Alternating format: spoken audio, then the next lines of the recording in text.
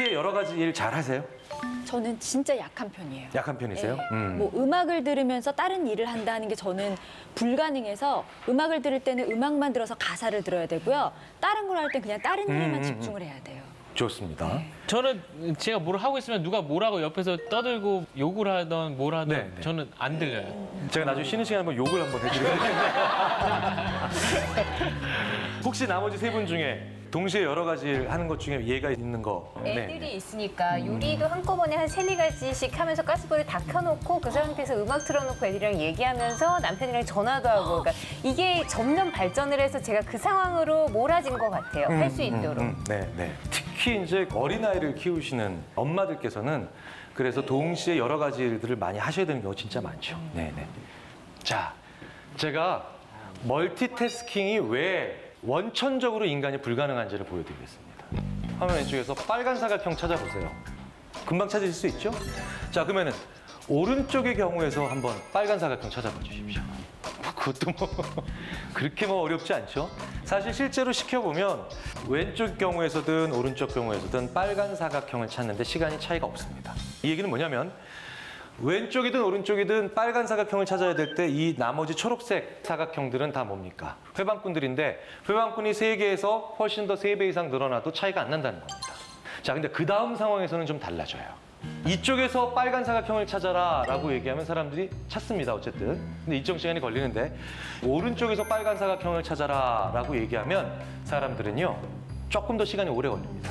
첫 번째 경우와 지금 경우에는 뭐가 다른가요? 아까는 빨간 녀석만 찾으면 돼요. 근데 이 경우에는 빨갛고 사각형인 걸 찾아야 정답이죠. AND가 하나 들어간 거예요.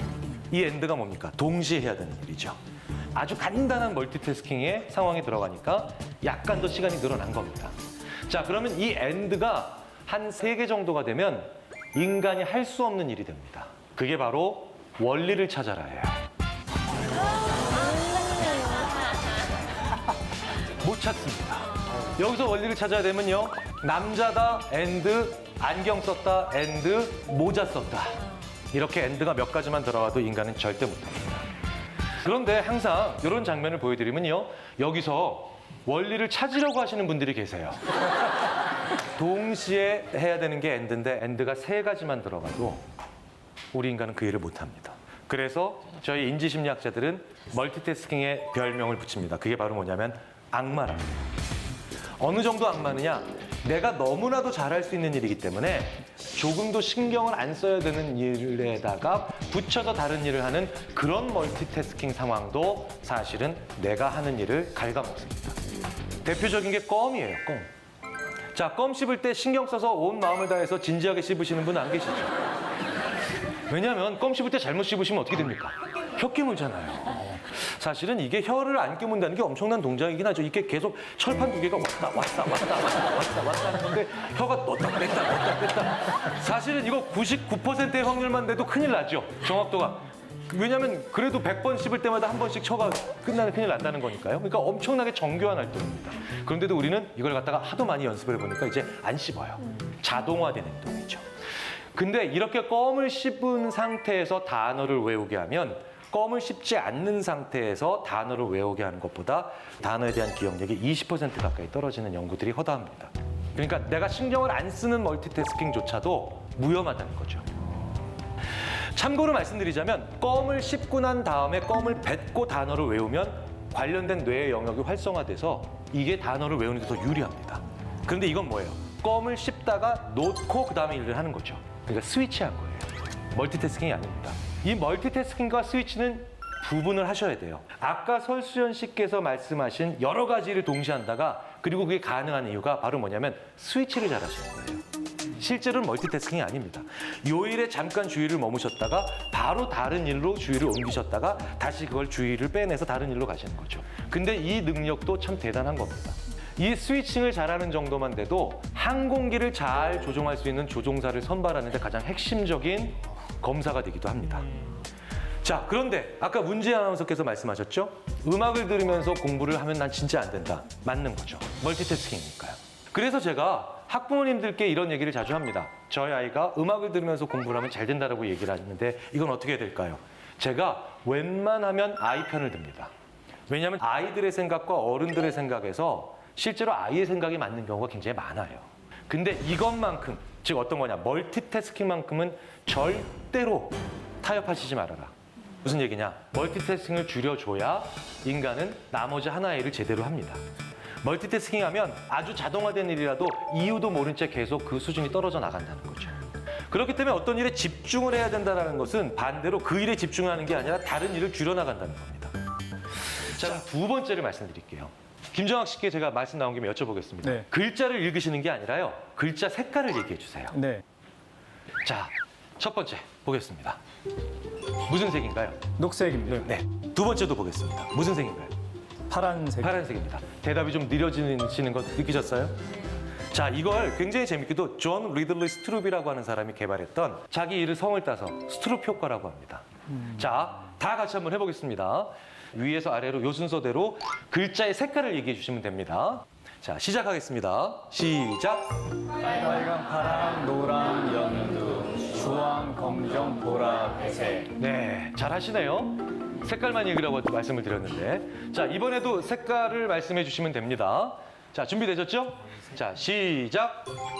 파랑, 빨강, 검정, 파랑, 노랑, 파랑, 연두, 빨강. 중간쯤 넘어가시니까 이제 알아들을 수 있는, 우와. 처음에는 그래도 좀 되셨어요. 처음에는 저걸 빨강이라고 안 읽고 파랑이라고 얘기하신 게 좀 됐는데 한 연두색, 저도 지금 실수하네요. 파랑, 그 다음에 노랑이라고 대답해야 될 중간 부분쯤 되니까 이제 자꾸 습관이 나오죠. 이게 어렵습니다, 생각보다. 어렵네요. 이게 바로 뭐냐면 우리가 일 못하는 두 번째 이유예요. 지금 무언가를 하지 말아야 되는데 그게 예전엔 습관이었던 거죠. 그러니까 어떤 사람으로 하여금 어떤 일을 시켜봤는데 그 일을 잘 못하면 그 일에 뭐가 숨어 있느냐? 예전엔 하는 게 정답이거나 습관이었는데 지금은 그걸 안 하는 게 정답일 때 우리 인간은 그때 또 어떤 일을 잘 못합니다. 습관 얘기가 나왔기 때문에 말씀을 드릴게요. 저희 심리학자들이 굉장히 오랫동안 인간의 습관이라는 걸 연구를 해봤는데요. 어떻게 하면 나쁜 습관을 없앨까요? 이런 질문들 많이 하시잖아요. 그건 불가능합니다. 그건 불가능합니다. 방금 보여드렸죠. 나쁜 습관이든 좋은 습관이든 습관을 없애는 건 불가능합니다. 그렇다고 영원히 그럼 그렇게 살아가세요? 그게 아니죠. 나쁜 습관 위에 다른 습관을 덮어 씌우는 것은 가능합니다. 그러니까 악습을 어떻게 없앨까요? 나쁜 습관을 어떻게 없앨까요? 라는 질문을 저희들이 받으면 저희들은 이렇게 얘기하죠. 좋은 습관으로 덮어 씌우세요. 내가 TV를 볼 때 손으로 자꾸 뭘 집어먹는 그런 안 좋은 습관을 가지고 있다? 그러면 TV를 보면서 그 손으로 다른 무언가를 해야 됩니다.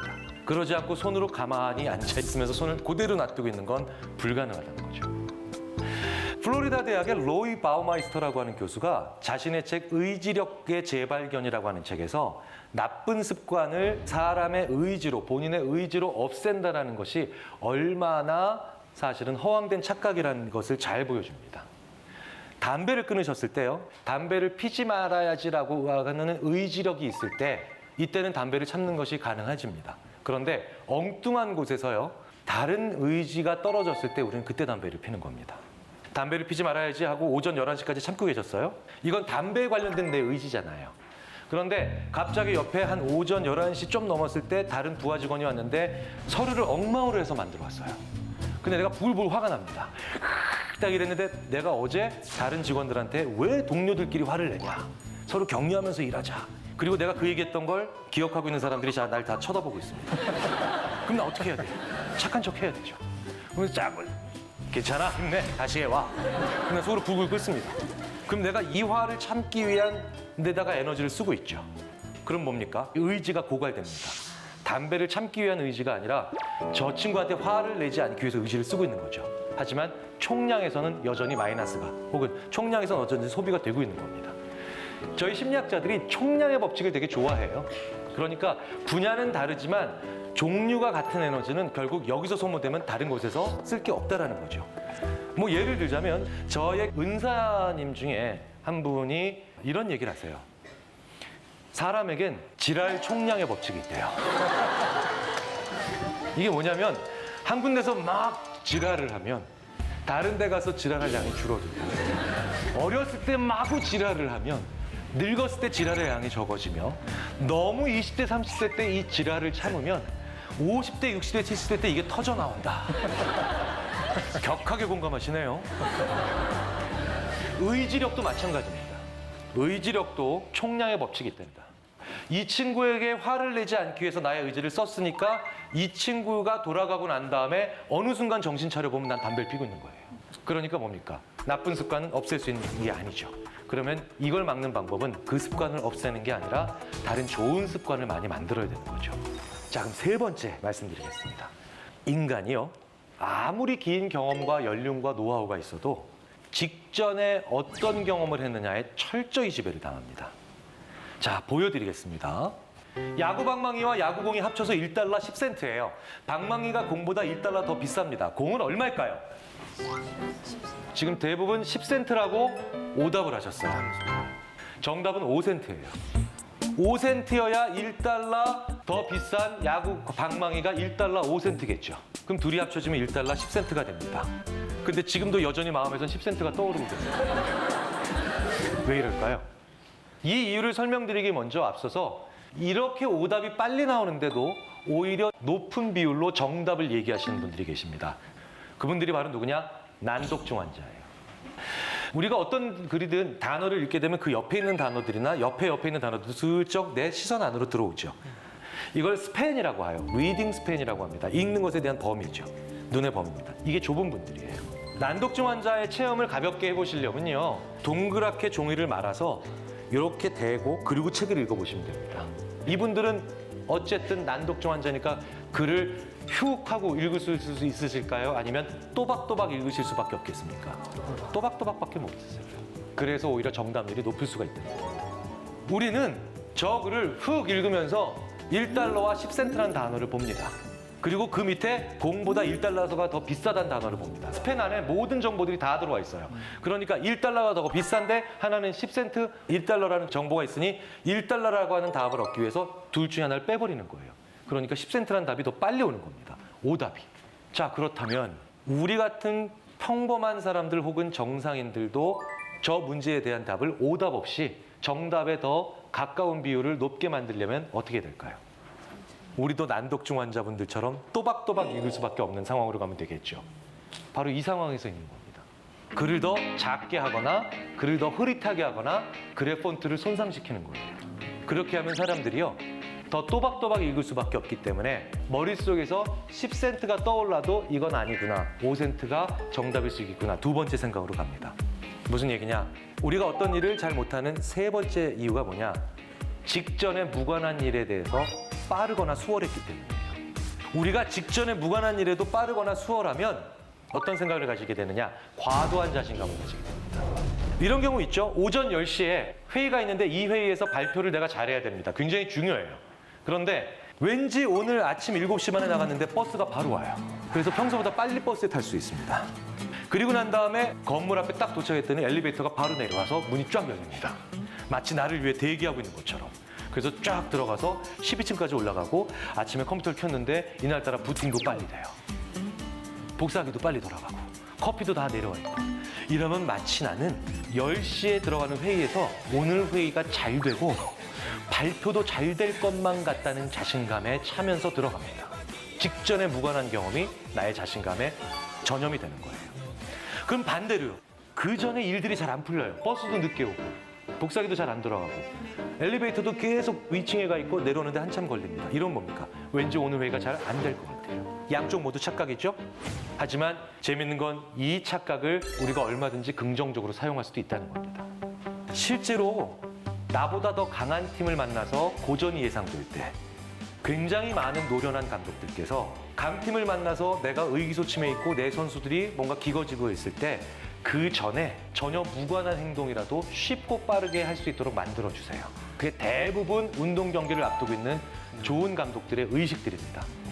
그런 무관한 일들이라도 빨리 그리고 쉽게 할 수 있게 되면 뭔가 일이 잘 될 것만 같거든요. 자, 그런데 오히려 반대로 들어왔는데 너무 많은 자신감을 가지고 있어서 자만감을 가지고 있으면 안 되는 경우도 있죠. 워워워 진정시키면서 내가 지금부터 하는 일들은 네가 한 번도 안 해봤던 일이기 때문에 그런 자신감이 아니라 오히려 약간 자기를 낮춰서 일을 시작해야 된다라고 얘기하게 할 수도 있겠죠. 그때는 뭡니까? 직전에 무관한 일도 오히려 느리게 하게 만들어주면 사람들이 이런 마음을 가지기가 쉽게 되겠죠. 그게 군대예요. 군대에 가면요, 수천 명의 훈련병이 들어왔는데요. 굳이 그 수천 명 한 명 한 명에게 바늘을 나눠줘요. 그리고 그 2,000명의 신병에게 또 실을 나눠줘요. 그리고 그 친구들한테 뭘 시킵니까? 자기 이름표를 달게 해요. 자, 바느질 그거 하실 때 기분 어떠셨나요? 왜 그냥 박아주면 되지? 왜? 그렇죠. 예. 박아주면 훨씬 더 효율적이죠. 숙달된 병사가 재봉틀로 쭉 돌리면 아무리 몇백 명, 몇천 명이라도 쉽게 끝날 겁니다. 더 중요한 건 박음질도 잘 되겠죠. 네. 근데 그 바느질 할 때 쉬우셨어요? 근데 힘들었죠. 정말 힘들었죠. 예, 손에 뭐 찔리기도 하고. 그리고 굉장히 많은 분들이 이런 생각을 하셨을 겁니다. 내가 바보구나. 이거 하나를 제대로 못하다니. 이런 일들을 왜 군대에서 자꾸 배치해 놓으시느냐.